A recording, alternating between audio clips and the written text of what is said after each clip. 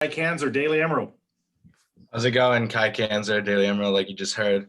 I was just wondering what your biggest takeaways from Pro Day was, and what's your mindset heading into the next couple weeks? Biggest pro days, takeaways. I was just excited and happy, how I performed. Most of all, I was happy how we all performed as a group. I knew that we were gonna, come out there and really showcase our talent. And that's really what it was. And then going into the next couple of weeks, really just hunkering down, getting back in the lab, getting back in football shape, training for, whatever team ends up taking me. David Tilton. Hey, Jevon, David Tilton from the Air Raid Hour. First question, have you spoken with the Bills? And second question, how much of your game do you model after former Bill Jarris Byrd as a safety who also offered punt return ability, as that combination is not really that common in the NFL, and obviously he was quite successful at it? Yeah, I've talked to the Bills, and I try to model my game specifically off of Tyrann Mathieu, like more toward Tyrann Mathieu. I know Jarris Byrd did return punts, but like Tyrann Mathieu, Patrick Peterson, like that's who I was watching, growing up, things like that. There was also a returner from North Carolina, Ryan Schwitzer, and I tried to, model my punt return style off of him. So that's, those are probably my three role models in terms of that. Thank you. Ben Standig. Hey, Jevon, just curious, if you could maybe sort of describe your game a little bit. What do you think you can bring to an NFL team kind of right off the bat? And then also, have you had a chance to talk to the Washington football team during this process? And if so, do you know who you spoke with? I have talked to the Washington football team. It was the special teams coach. And I feel like I am a versatile player. You can kind of put me in any system and I'm going to thrive. I want to be somebody that coaches and, my teammates can rely on, and, they can understand that I'm somebody that's going to make the play when I'm put out there. I'm going to do my job and help my team win. John Crick. Hey, Jevon. Being born in Canada, and I guess you moved at age 8 down to California. What are your remembrances of Canada? Like, do you consider yourself American Canadian? Do you ever go back much? And secondly, do you see yourself more as a slot corner or a safety? What do you think? First, of course, I consider myself a Canadian American. I feel like I was, I remember a lot of Canada. I remember a whole lot. And then in terms of, slot corner or free safety, I guess you could say free safety. I see myself definitely as a deep safety, being in the post and whatnot, but I'm well equipped to, as you've seen, to come down, step in the slot and guard, tight ends, slot receivers, things like that. So, yeah, free safety. Jacob Infante. Hey, Jevon, appreciate you taking the time to talk to us today. Building off of that question about Canada, obviously you've got a lot of guys, especially in this class, from Canada who are entering this class. Speaking with, Chuba Hubbard, Benjamin St. Juste, guys like that, they're all showing a lot of pride. Can you speak a little bit about the rise in players from Canada who are making that leap to the next level? And also, have you spoken with the Bears during this process? Yeah, I've spoken to the Bears, and being a Canadian in the NFL or in an NFL process, like I feel pride to represent, the Canada. I feel pride to represent where I'm from, because I don't really hear a lot of people coming out of Coquitlam being in the NFL. And I feel honored to be the one to, rep the community. And I've been training with Chuba down in Santa Ana and Proactive. So me and Chuba had this conversation, but being one of the few to be able to rep that type of country, in my eyes, it's my closest thing how I'm going to get to the Olympics, how, people represent their country. So I feel great pride in being that person, that spokesperson for the country. Thank you. Alex Kazora. Hey, Jevon, Alex Kazor, Steelers Depot. Have you met with the Pittsburgh Steelers, and if so, who have you talked to? And also, I believe your dad played and coached in the CFL. How has that helped you, get to where you're at today, and as you're going through your NFL draft process?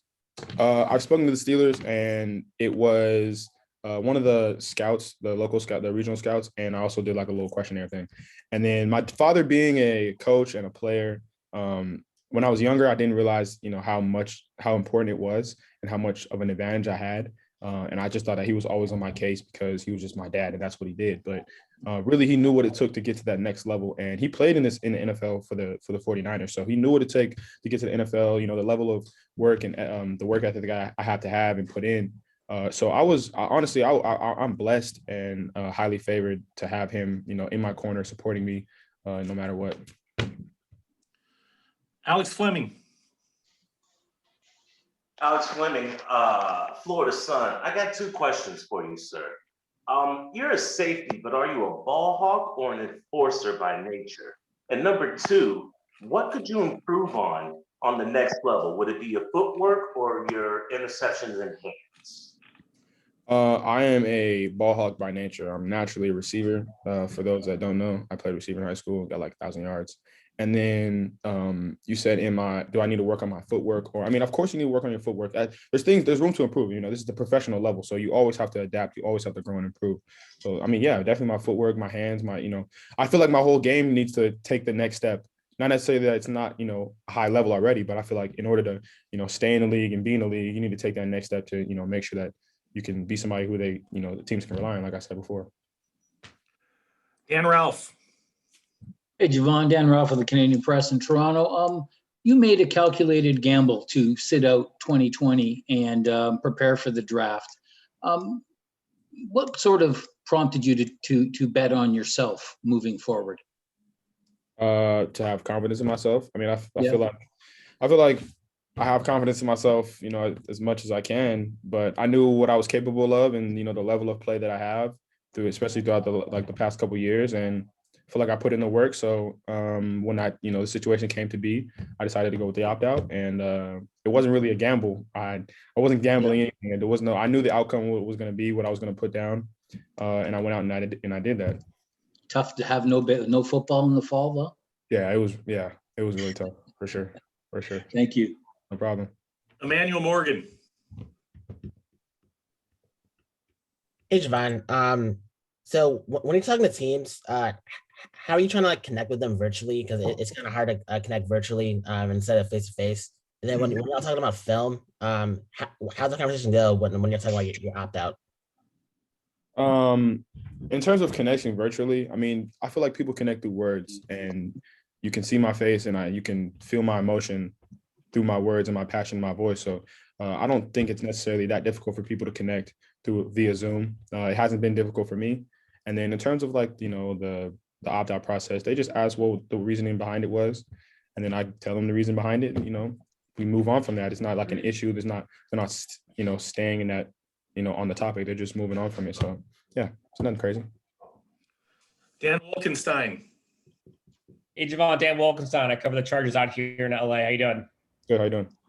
Doing good. Hey, 2-part question. 1, have you spoken with the Chargers? And 2, one of the things with the Chargers' new head coach, Brandon Staley, they preach on his versatility, and you just want to have playmaking Jessies, so to speak. Talk about your versatility, potentially playing next to Derwin James in this defense, and what you think you bring to the NFL that maybe folks don't necessarily understand. Yes, I have talked to Derwin James, and I feel like, I'm kind of a unicorn at my size, being able to, be as athletic as I am and as versatile as I am. You don't really see that much. Usually it's a smaller guy, smaller stature. And so being 6 feet, 207, running 4.4, it's kind of unheard of, especially at the safety position.